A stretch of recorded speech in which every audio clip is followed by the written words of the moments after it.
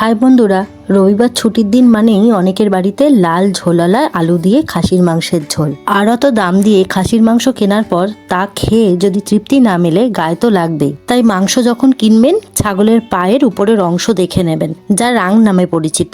এই জায়গার চর্বি খুব কম হয়, সেদ্ধও হয় জলদি। বাড়িতে দুপুরে তুলতুলে মাংসের ঝোল কিংবা কষা কারির জন্য এই মাংসই আদর্শ। খাসির মাংসের কোরমা বা বিরিয়ানির জন্য সবচেয়ে উপযুক্ত জায়গার মাংস মেলে পাঁজর থেকে। এছাড়া বিরিয়ানির কোরমার জন্য খাসির ব্রেস্টও খুব ভালো জায়গা। এখানকার মাংস দিয়ে ঝোলও হয়, তবে এই মাংস সেদ্ধ হতে একটু দেরি লাগে। মটন সবাই প্রথমে কড়াইতে কষিয়ে তারপরে প্রেসার কুকারে দেন, তবে আজ আমি একটু অন্যরকম ভাবেই করেছি।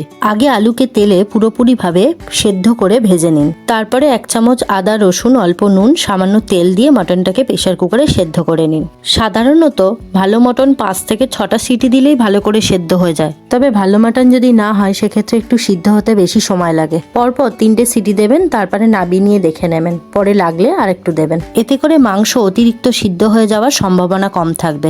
সেদ্ধটাকে এমনভাবে করবেন যাতে মশলা কষানোর সময় মটনটাকে একটু কষাতে পারেন। তারপর স্টক আর মাটন আলাদা করে নিন, আলু আর মাংসটা দিয়ে কষিয়ে নিন। একদম শেষে মাংসের স্টকটা দিয়ে ঝোলটা তৈরি করুন। লাস্টে গরম মশলা দিয়ে নাবিয়ে নিন। ভিডিওটি ভালো লাগলে লাইক করবেন, সাবস্ক্রাইব মাই চ্যানেল। টাটা।